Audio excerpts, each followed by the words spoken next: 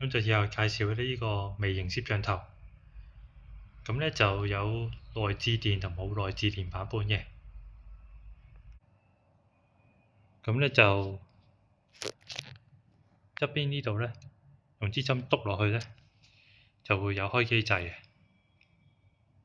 另外一邊都可以篤嘅，咁就係 reset 掣。